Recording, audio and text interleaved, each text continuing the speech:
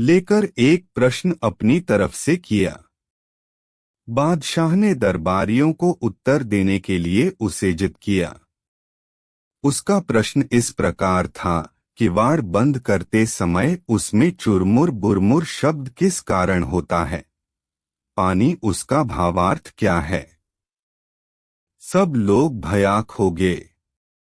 उसकी शंका का समाधान करने में एक दरबारी भी समर्थन हुआ। बादशाह उसको बुद्धि की बड़ी प्रशंसा को और मन ही मन बोला, बहुत दिनों के बाद आज मुझे बीरच सा निपुण दीवान मिला है। उसके मन से बीरबल के अभाव की चिंता घट गई और दीवान के योग्य पोशाक पहनाकर उसे बीरबल के स्थान पर नियुक्त करने का विचार प्रकट किया। तब उम्मीदवार बोड़ा गरीब परचर में दीवान बनने की योग्यता नहीं रखता, कारण कि जिसका को बीर सादिस्म्राट निभाता था वह मैं कैसे बिना सगा। बादशाह ने कहा, मैं बीरबल को निकाल दिया है, जिस कारण यह चिढ़कर यहाँ से कहीं बाहर चला गया है। मैंने उसको बहुतेरा दुढ़वाया पर उसका कहीं पता नहीं चढ़ता। तब लाचार होकर दूसरा दीवान नियुक्त करने पर आमादा हुआ है। जो मैं जानता कि बीरवट अमुक स्थान में है तो मैं पूर्व उसे डुबा देता।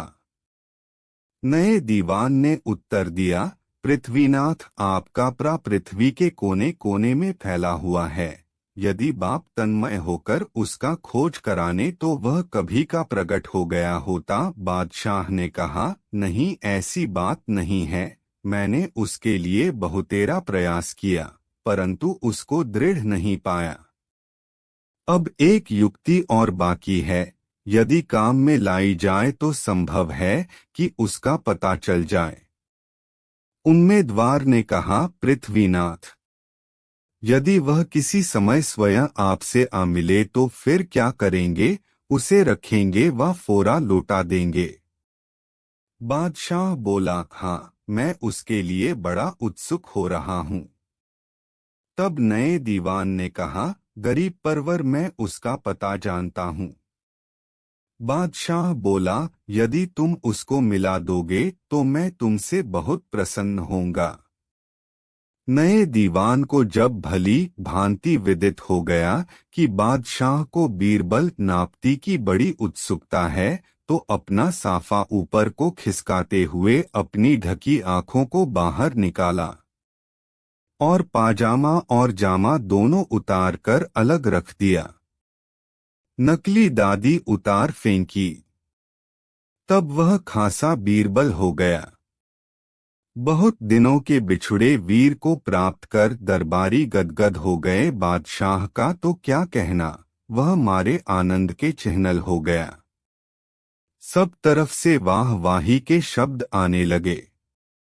बादशाह के पूछने पर बीरबल ने अपने गुप्तवास का इतिहास इस प्रकार वर्णन शुरू किया। पृथ्वीनाथ, आपके पास से जाने के पश्चात मैं 1 मास तक घर पर बालबच के साथ बिताया और सबसे बराबर मिलता जुलता रहा। बाद को शहर छोड़कर बाहर चला गया और गुप्त रूप से रहने लगा। मैं रात्रि में नगर रक्षा के निमित्त भेष बदलकर मस्त लगाया करता था। इतने दिनों के अंतर्गत मैंने कितने चोरों को पकड़ पकड़ कर उनका चोरी छुड़ाई है। जब मैंने जान लिया कि अब मुझे कोई दरबारी नहीं पहचान सकेगा तो गुप्त रीति से दरबार में आता और परोक्ष में यहाँ की निगरानी कर घर लौट जाता। इस प्रकार गुप्तवास का दिन काटता हुआ आपके सामने प्रगट रूप से उपस्थित हुआ हूँ। बादशाह बीरबल की इस तत्परता से बड़ा प्रसन्न हुआ और उसको नवीन वस्त्र प्रदान कर फिर से दीवान पद पर नियुक्त किया। यह समाचार नयर में चारों तरफ बिजली के समान फैल गया। प्रजा के लोग बीरबल के पुनः मिलने से बड़े प्रसन्न हुए और सब तरफ से बादशाह को बधाई के समाचार आने लगे। ताक वाला देव और पाखाने का सेव। बीरबल अपनी चालाकी से बादशाह को बारंबार नीचा दिखाया करता, जिससे वह बीरबल से हमेशा शर्मिंदा रहता था। एक दिन बादशाह ने बीरबल से बदला लेने का विचार किया।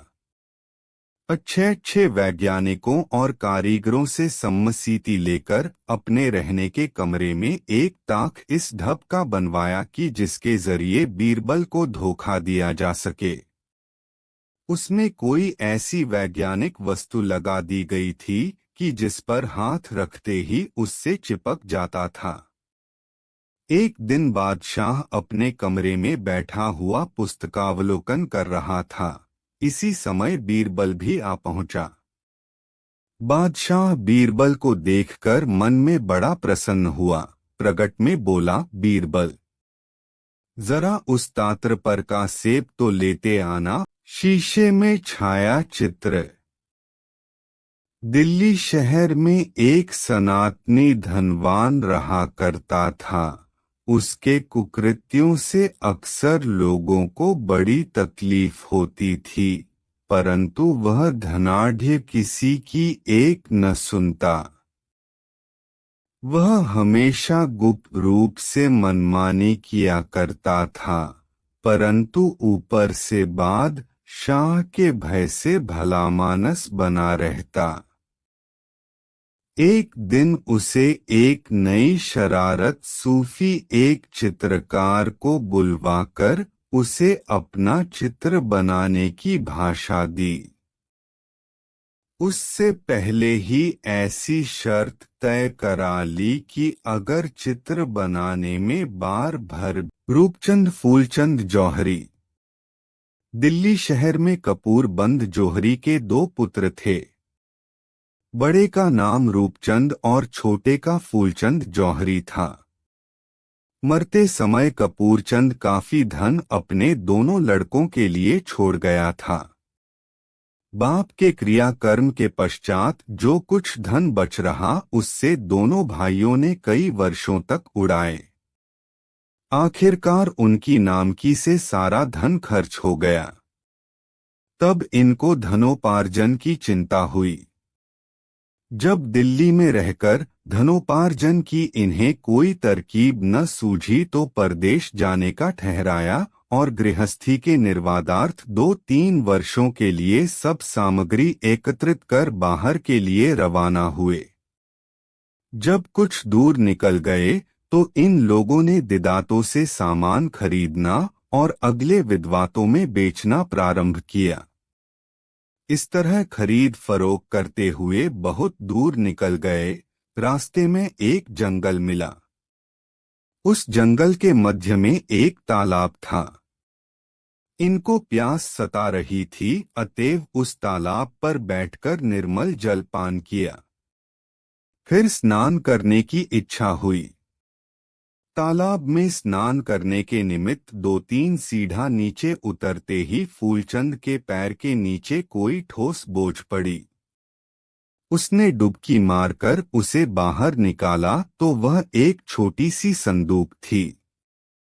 संदूक में एक छोटा सा ताला बंद था। फूलचंद ने ताले को पत्थर से मार मार कर तोड़ दिया। उसमें 2 बेशकीमत लाल बंद थे। वह उनको देखकर बड़ा प्रसन्न हुआ और अपने ज्येष्ठ भ्राता रूपचंद को दिखलाने के लिए बुलाया। रूपचंद उसकी आवाज सुनकर नजदीक गया तो देखा कि फूलचंद के हाथ में 2 लाल हैं। वह उन तालों को अपने भाई रूपचंद का दिखलाकर बोला, भाई, यह एक लाल आप अपने पास रखे और एक मैं लूंगा।